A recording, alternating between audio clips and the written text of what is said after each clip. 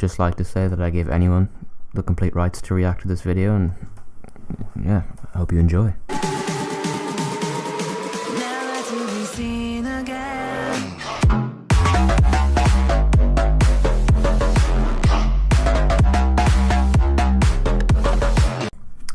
So today I wanted to make a let's talk about YouTube video. I made one of these back in the day before I stopped, about just comment sections and people spamming and advertising their channels, and it's a long video. It's not there anymore. It happened, alright. So I have done something similar to this before, but what we're talking about today is reaction videos. In the last couple of years, YouTube's had a lot of problems with copyright issues and reaction videos, and there's a big grey area for a lot of people about what's can and can't be done, which I'm going to get into.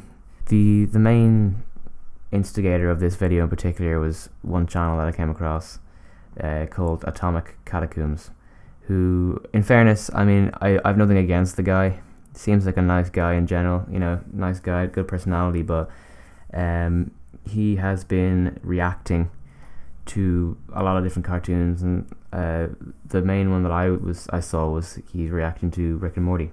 You know, these are my teenage years. I just found out Jessica's single. Oh, that's wow, Morty. Wow, what an exciting life you lead. And you might be asking yourself, oh my God, Matthew, why would he do that to Rick and Morty? That's why. That, and that. Like, there are his views when he doesn't react to Rick and Morty, and there are his views when he does. It's quite simple. It's basic maths. Wow, that's sad. 2, 2, 1, 1, 2, 3. I like good pussy and I like good trees. Smoke. When you look at other channels like Jack Films, who did a big response back in the day when Jinx was the main reactor on YouTube, he did a great reaction to him. End the game, and the only one to blame is me. It's so lame. You gotta finish, better go out strong. So here it is, the last match of the song. There's never nothing to stop you. Now, I don't really watch any kind of reaction channels at all, but the only ones I'd consider to be fair use would be channels like H2H3 Productions, or even Leafy is Here, even though it is controversial as shit. Like, his content is still fair use, you know, he doesn't overuse. Now, I'll get into the comment section of this video in a minute, but if you're like this guy and you believe that this comes under the fair use of criticism, let me just take you to this page for a second. So this is an article that was written by someone from the Stanford University. It's in the Stanford University Library.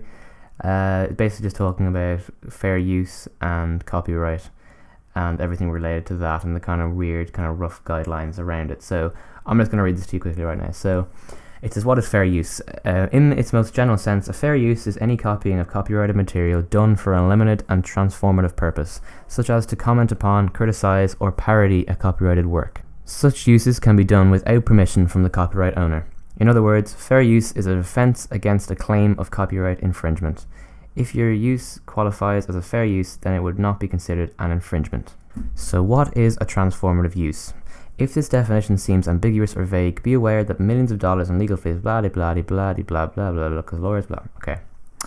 Most fair use analysis falls into two categories. 1, commentary and criticism, or 2, parody.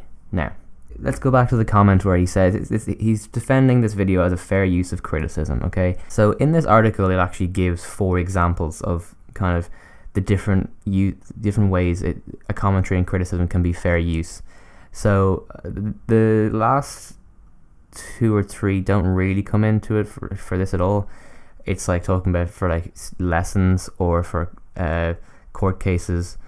But the first one there, where it just says quoting a few lines from a Bob Dylan song in a music review. So technically, the only way you can say he's reacting to it, he's reviewing it. So it's more like a review.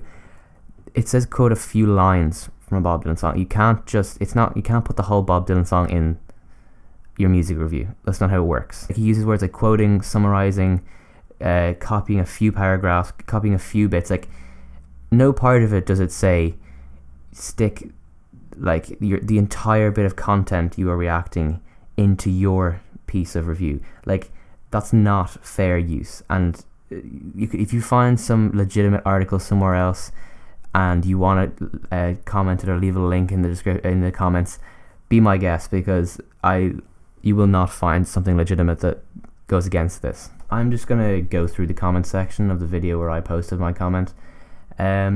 Basically, my comment on the video, as soon as I saw it, it came up in my recommended, this video. I didn't go looking for it, it just came up. And I just commented, I said, I'm almost 100% certain that this is against the copyright rules, and if it's not, then it should be. Because I'd done no research at this point, but I mean, all the rest of the React videos that's disappeared off YouTube, I was 100% confident they were gone. But this was still here, so cool. I got a good few comments on this as well. It's kind of a weird mix. Like some people were on my side, some people were saying it was okay, but we're just gonna go through it. So this guy just says, yeah, it is. This is the comment I was talking about before. This guy it's just saying it's a fair use of criticism. Then the next guy responds to him like, it's fair use. Please explain. Uploading an entire episode of a TV show and making it small in the corner and adding a little commentary in there is definitely not fair use, and which is what we've come to now, that it's definitely not. Then Atomic Catacombs himself has come in and says, yes, it is. If it wasn't, the video wouldn't be up, you goober. Now, this is fair in one aspect, that he's saying it kind of like, as long as it's here, it obviously fits the rules, but that just might be because no one's picked it up yet, you know what I mean? Like it just hasn't been picked up by the system. And then I just came in, and my point is, even if this is coming under fair use, it really shouldn't be. You're taking advantage of a faulty system, and that's still wrong. I hoped these kind of reactions were dead, but I guess not. Now, this goes on for a bit. If you want to go over to the video, I'll leave a link to the video in the description. You can go over and have a look at the comments yourself, leave your thoughts, or just, whatever, like, if you're for or against this. I just want to say again, I have nothing against this Atomic Catacombs guy as a person. I don't think he's a bad guy. I just think he's reacting to videos, trying to get views. I mean, he's not the only one. There's plenty of people who've tried it and done it before, but I just personally, I think it's just very unoriginal and it's very uncreative. Like to be honest, for me, the most completely controversial thing in the video was his list of best to worst Rick and Morty episodes. Like, I don't know how Pickle Rick is number 1 and the Rick Shank Redemption is number 3. I find that very controversial, to be honest. Like, Rick Shank Redemption for me was the best episode of the series, but I'm not having it. Nope. Rick Shank Redemption is the best. Okay, no, I'm done. I don't care if it's Pickle Rick. Rick Shank is the best. I'm going. I hope you guys enjoyed this little Let's Talk About YouTube. If you want to see me do any more or talk about anything else, let me know in the comments. Make sure you leave a like. Subscribe if you're new around here. I'd love to hear your feedback and your thoughts on this video. And yeah, I'll see you in the next one. Goodbye. That was a really good episode. That was really good.